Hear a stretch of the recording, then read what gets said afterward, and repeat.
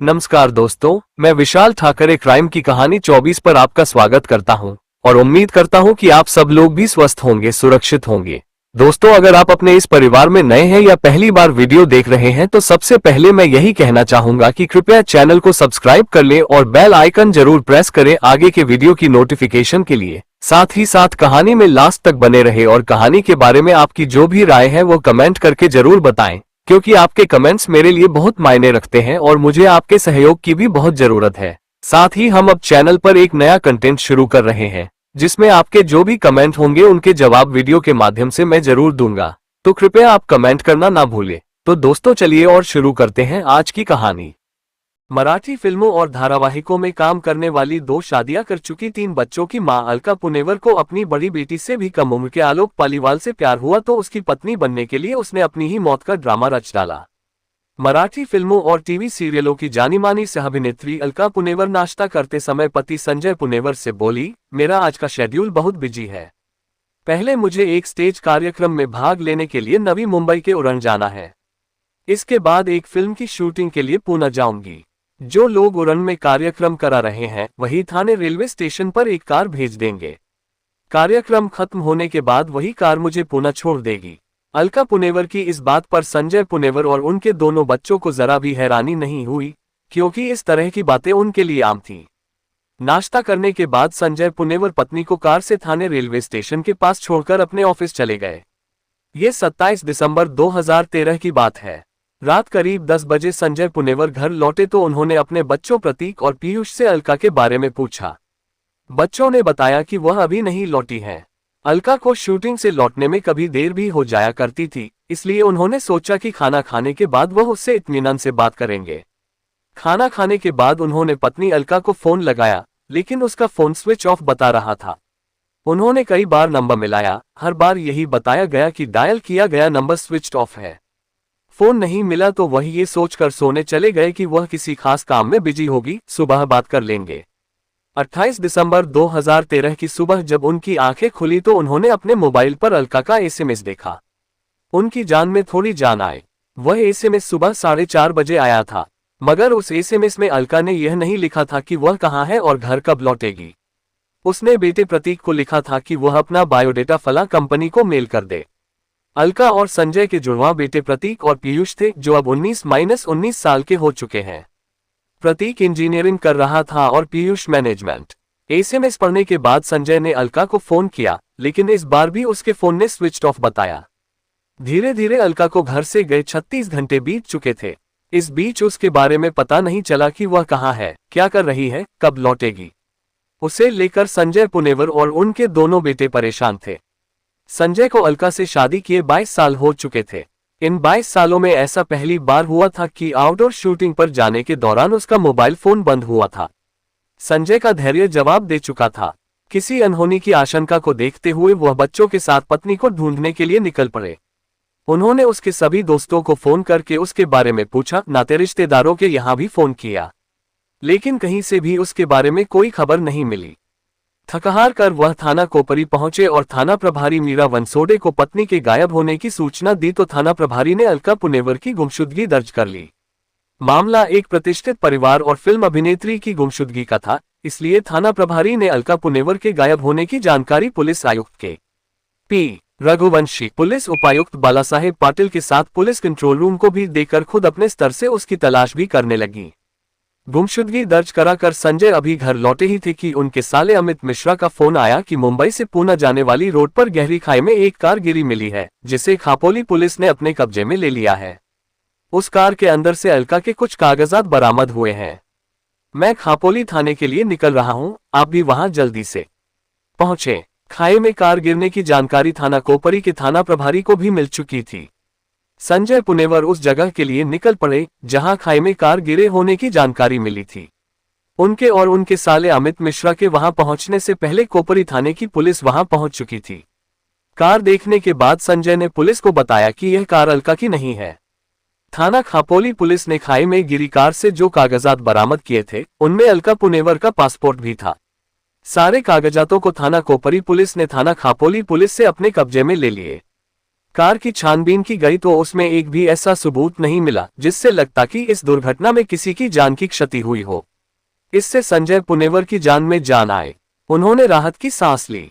Police यह नहीं समझ पा रही थी कि जब कार खाई में गिरी तो इसे चलाने वाला कहां चला गया, और यह कार अलका की नहीं है तो और किसकी है। पुलिस को इस मामले में किसी गहरी साजिश की गंध आने लगी। मामला हाई प्रोफाइल परिवार से जुड़ा था, इसलिए पुलिस कमिश्नर ने इस मामले की जांच में क्राइम ब्रांच को भी लगा दिया।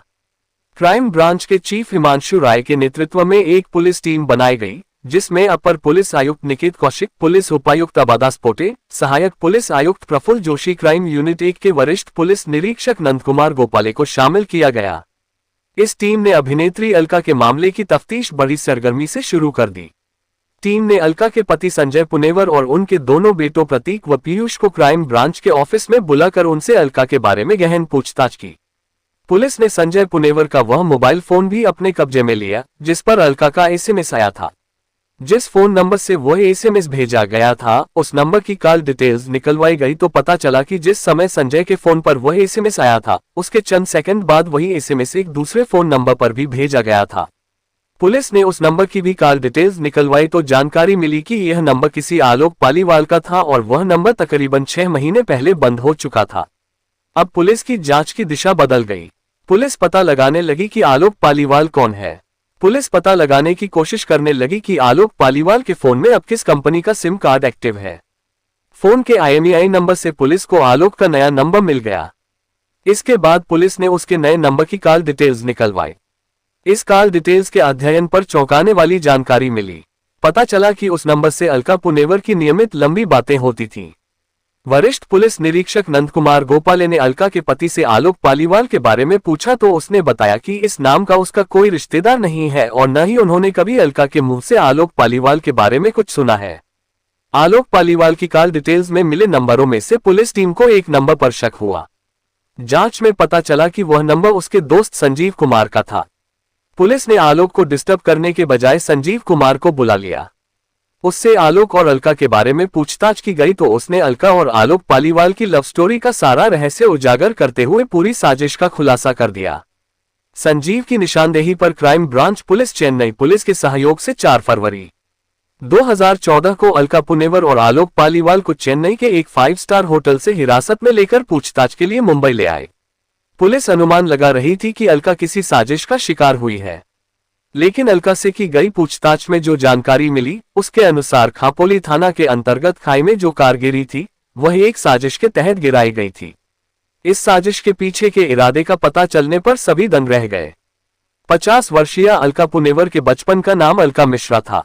सालों पहले उसके दादा परदादा रोजी रोटी की तलाश में उत्तर प्रदेश से नागपुर महाराष्ट्र आकर बस गए थे। धीरे धीरे ये परिवार महाराष्ट्र की भाषा और रीति रिवाजों में रंग गया। अलका की पढ़ाई लिखाई मराठी मीडियम से हुई। वह परिवार की इकलौती बेटी थी। उसका एक छोटा भाई था अमित मिश्रा। ऐशोआराम से पली बड़ी अलका अति महत्वाकांक्षी लड़की थी।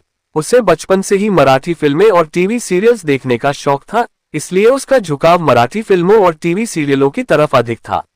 खूबसूरत अलका मराठी फिल्म और टीवी सीरियलों में काम करके ग्लैमर की दुनिया में चमकना चाहती थी। जब इस बात का अलका के पिता को पता चला तो वह परेशान हो उठे। वह नहीं चाहते थे कि उनकी बेटी फिल्मों या टीवी सीरियलों में काम करे। उन्होंने अलका को समझाया लेकिन वह नहीं मानी, इसलिए अलका की पढ़ाई खत्म करते ही उन्होंने उसकी शादी तय कर दी। लड़का एक जानी मानी कंपनी में अच्छी पोस्ट पर था। उसके सिर से फिल्मों का भूत उतर जाए इसलिए घर वालों ने उसे 7 फेरों के बंधन में बांध दिया। शादी के बाद अलका को एक बेटी पैदा हुई, लेकिन फिल्मों की दीवानी अलका को शादी का बंधन रास नहीं आया। एक बच्ची की मां होने के बाद भी उसकी फिगर में गजब का आकर्षण था। उसके दिमाग से फिल्मों और टीवी सीरियलों का भूत नहीं उतरा था। वह अपनी दुधमुन्ही बच्ची की परवाह किए बिना सिल्वर स्क्रीन पर काम करने के लिए स्ट्रगल करने लगी। पति को उसकी यह बात अच्छी नहीं लगी, लिहाजा दोनों के बीच मतभेद होने से परिवार में विवाद होने लगा। फिर नौबत तलाक तक पहुंच गई। पति से तलाक होने के बाद अलका मुंबई में अपने एक रिश्तेदार के यहां आ गई। अब वह अकेली थी, इसलिए काम के लिए फिल्म निर्माताओं के यहां चक्कर लगाने लगी। उसकी मेहनत रंग लाए और उसे मराठी फिल्मों और टीवी सीरियलों में सहकलाकार की भूमिकाएं मिलने लगीं। कुछ दिनों बाद अलका को पति की कमी खलने लगी। तब अलका ने मुंबई के सटे जनपद थाने के कोपरी में रहने वाले संजय पुनेवर से विवाह कर लिया। संजय पुनेवर एयरफोर्स में अधिकारी और खुले विचारों वाले आदमी थे। उन्हें अलका के मामलों से कुछ लेना देना नहीं था और न ही अलका के फिल्मों में काम करने से कोई परहेज था। संजय पुनेवर का परिवार आधुनिक विचारों वाला था, इसलिए अलका को उसके परिवार ने स्वीकार कर लिया। फिल्मों और टीवी सीरियलों में काम करते हुए उनका दाम्पत्य जीवन अच्छी तरह से चल रहा था। अलका ने जुड़वा बेटों को जन्म दिया, जिनका नाम प्रतीक और पीयूष रखा गया। संजय पुनेवर अपने दाम्पत्य जीवन से बहुत खुश थे। ग्लैमर की दुनिया में अपनी पहचान बनाने वाली अलका पुनेवर खुले दिल और विचारों वाली महिला थी। जिस संजय पुनेवर से 20 साल पहले अलका ने अपनी नन्ही सी बच्ची और पति को छोड़कर शादी की थी, अब उसी संजय को छोड़कर उसका झुकाव अपने से आधी उम्र वाले युवक आलोक पालीवाल की तरफ हो गया था। अलका पुनेवर का दिल जिस आलोक पालीवाल के लिए धड़क रहा था, उसकी उम्र उसके पहले पति से जन्मी बेटी से भी कम थी। नागपुर में रहने वाला आलोक पालीवाल का परिवार भी अलका के परिवार वालों की तरह उत्तर प्रदेश का रहने वाला था। आलोक पालीवाल के पिता रामचंद्र पालीवाल सुप्रसिद्ध प्लास्टिक सर्जन थे, जो बैंकॉक के किसी अस्पताल में काम करते थे। चूंकि अलका अपनी खूबसूरती को बनाए रखना चाहती थी, इसलिए आलोक पालीवाल से मिलने के बाद बैंकॉक जाकर उसके पिता से अपने चेहरे की प्लास्टिक सर्जरी भी करवाई थी। आलोक पालीवाल एक हैंडसम युवक था। इंजीनियरिंग करने के बाद उसने बैंकॉक से MBA किया था। उसके बाद SBI लाइफ इंश्योरेंस में एक बड़ी पोस्ट पर काम करने लगा था।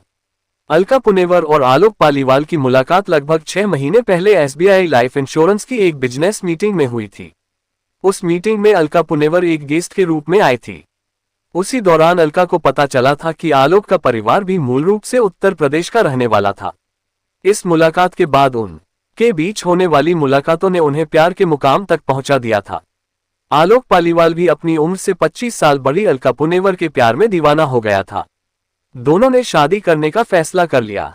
आलोक पालीवाल ने जब अलका से शादी करने की बात घर वालों से कही तो घर वाले उसकी पसंद पर चौंके, क्योंकि पहली बात तो ये थी कि अलका उससे उम्र में लगभग 2 गुनी थी। इसके अलावा ये भी पता चला था कि अलका की 2 शादियां पहले भी हो चुकी थीं। पहले पति से उसकी एक 24 साल की बेटी थी। दूसरे पति संजय पुनेवर से 19-19 साल के 2 बेटे थे। अमित ने तय कर लिया था कि कुछ भी हो जाए, वह अलका से जुदा नहीं होगा।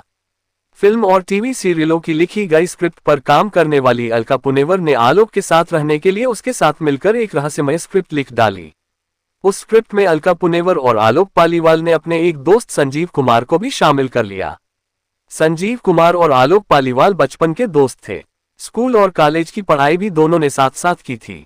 आलोक की नौकरी बंगलुरु स्थित SBI लाइफ इंश्योरेंस में लगी तो संजीव कुमार एयरटेल कंपनी में नौकरी पर लग गया। उसकी पोस्टिंग मुंबई में थी।